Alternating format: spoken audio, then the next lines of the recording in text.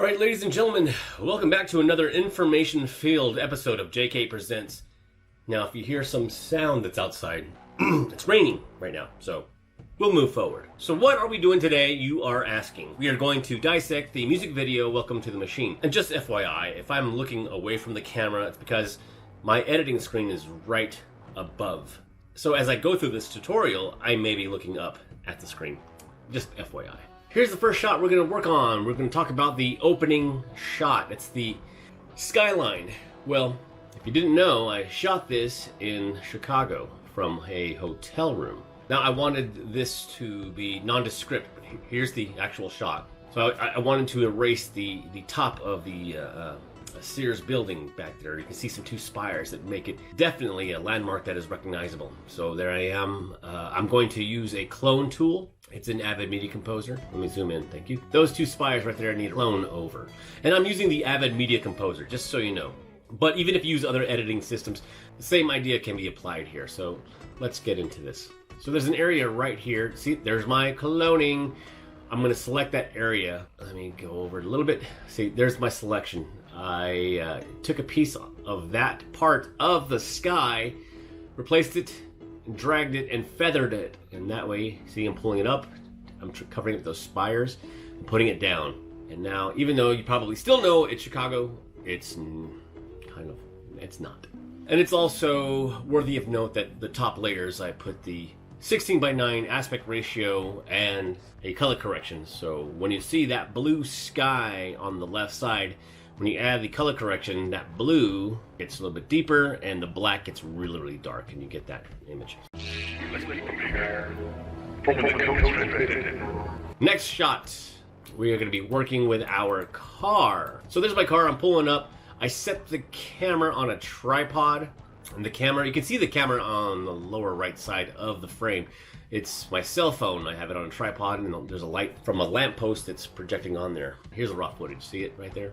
I chose this spot because of the neon lights that were bouncing off the car. And I like the way that looked. Futuristic. So there's the raw footage there. If you notice the side of the window where the state inspected sticker is at, I didn't want it to be shown because I didn't want to have a certain date on it. So I did the same thing I did with the Chicago skyline. I added a clone. I picked a part of the windshield that I wanted. Like there was a pink, that pink little area right there. I cloned that. That is a clone. So I picked that part of the windshield, cloned it, feathered that edge, and put it up there. That way it gets lost and you don't see. So small, simple effects that a lot of people don't really pay attention to. All right, so now we have our coloring. So I add some color. I add some, of course, the 16:9 mask. So that layer, that's the mask right there. And then now there's my color correction. I didn't want everything to be bright and pretty because it's supposed to be dystopian. And bright color would turn away from the actual feel of the music. So I color corrected it. So here I am in color correction. Look what you can do. I can brighten that up and make it really red and beautiful. To me, it's more of a bleak future. And the colors should be bleak as well.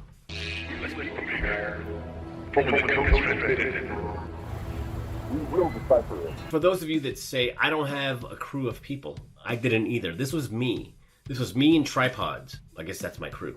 So I'm telling you these things because I hope you are inspired to go out and shoot your own projects or do your own stuff. You don't need a team of people. Wait, what's that saying? If you will it, they will come. No. If you build it, they will will it. No. This is handheld. This is me getting this little piece and putting it with this piece and shooting my hand on a steering wheel. Now the problem with that, not really a problem, but as you can tell that when you shoot, as with this raw footage, it's kind of shaky. The camera's moving. I'm holding it like this and trying to get a point. But it's shaky. So back to the video. On the lower right side, I wanted to cover up my display that I have on my vehicle.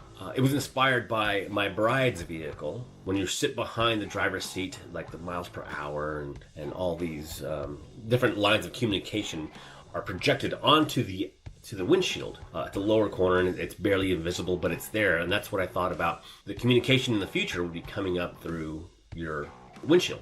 Hence what you'll see now. And I used some animations from Digital Juice, digitaljuice.com. You can see the raw footage there on the left. I shrunk that, placed it on my display, and I tracked it. Again, we'll go through tracking later. I also had these other kind of animated digital backgrounds that I got from Digital Juice to further sell the look, and along with the text, get the idea that some information is being sent to different people. So there it is. There's the raw footage on the left side, and you complete that with some sound design, which I'll go through sound design later on after I'm done with this intro sketch part. We'll talk about the soundtrack too. You must be prepared. From the code is transmitted. We will decipher it. Make no mistake, this is a war against the machines. Now, what I use as a tripod is a tripod. Look, who wrote this? So that's all the information we're having today. Thank you guys for tuning in. I hope you learned something. I hope you're educated. And we'll see you in future episodes as we break down the Welcome to the Machine music video.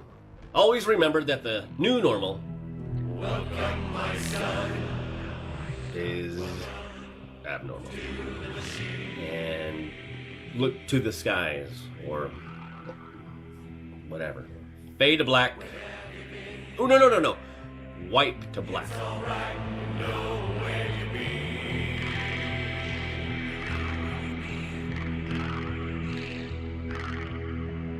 Been in the pipeline.